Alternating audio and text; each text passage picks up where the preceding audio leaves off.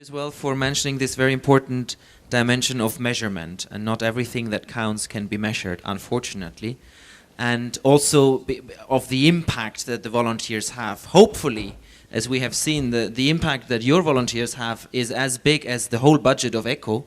So hopefully our volunteers we have will also have a big impact, even though it costs money. And I hope it's well invested money. Now, I'm sure there are still a lot of questions, but I'm aware of time. I will not open another round. You can meet all 5 of our panelists outside during coffee. I just would like to have maybe one last word of each of you, just a personal one, because you have all been volunteers. And I would like to close this session with maybe just, and I know that there are questions, but I really have to. It's okay. It's a quick one? Very quick one. Okay. You have 38 seconds. Yeah, I just want to say that at this conference we talked about a lot about young and youth volunteering, and I'm happy next year we'll focus on active aging, because this will showcase the important involvement of senior people. And I would just like to suggest that you people here make sure that involvement of senior volunteers in development is properly showcased during next year. That's all. Thanks. Point taken, because it was very clear and short. Thank you very much. And I would really just ask you a last comment from each of you. You have all been volunteers in your lives, and I would like just to share maybe a couple of things that this really has changed in your life. What did volunteering mean to you and to where you are now, all in brilliant careers where you are at the moment? So what did volunteering really mean to you? You're horrible. You're a terrible man. I just like to recognize Christina there, because Christina is our partner organization on the EVAC pilot from Provobis in Romania. So it's great to have our partners around. And I also wanted to recognize that we're signing an MOU with UNV on Monday. It's a partnership agreement to work more closely together, and we've already signed an MOU with Peace Corps. So yes, there are definitely moves to eliminate duplication and so forth. What has volunteering done for me?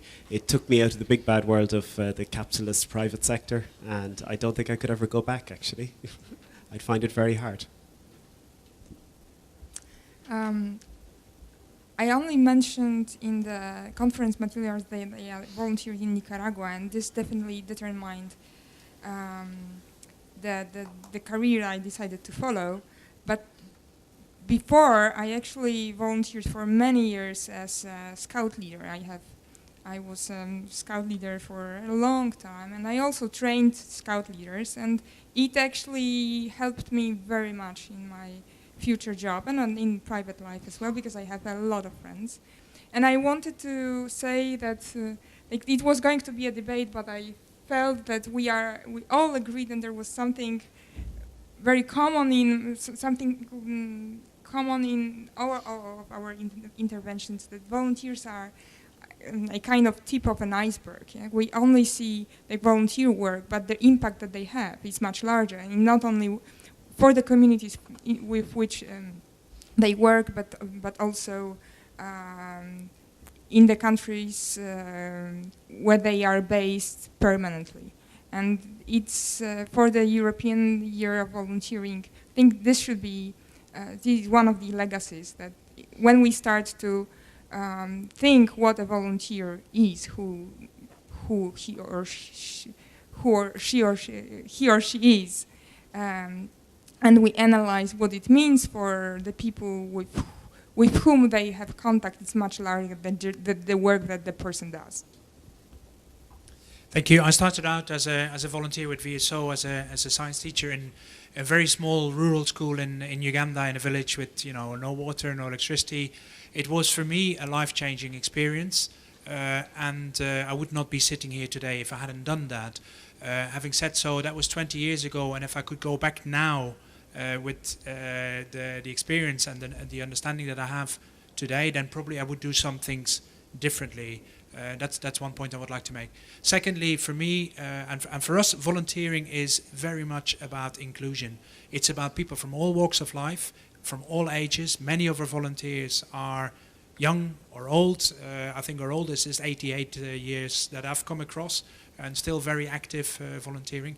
But it also, as I've mentioned before, it's about inclusiveness, reaching out to everybody. In 2 weeks' time, I'll be visiting a volunteer project in Dublin. Actually, it's inside a prison where prison inmates are volunteers for the Red Cross, working on health promotion and bringing down HIV infection rates, because they are able to persuade other inmates to go for testing and counseling. Some of the most inspiring people that have come across in the world and that keep me motivated more than any document or strategy or high-level meeting or discussions with ministers are these volunteers. They are truly the life force of what we do and what we stand for, and I really feel inspired by them every day. Thank you, Leo. I very much agree with what you said, and I also started by accident. I was a war correspondent at my fairly young age, and I saw what was going on in the world and what the Red Cross was doing. So then I became a lobbyist, being a media man for the volunteers, seeing what the Red Cross volunteers were doing in the war zones. So this really gave me courage to do something in addition to my professional work. And if I have to go to literature, I can tell you that Hemingway gave some of his best books when he became a volunteer for the American Red Cross, going to Europe during the war. And also, if I have to find a beautiful title for what we are doing today, I think Gabriel Garcia Marquez gave us a novel called A Love in Times of Cholera. For us, it will be compassion or solidarity in times of crisis. So let's help the others who need us.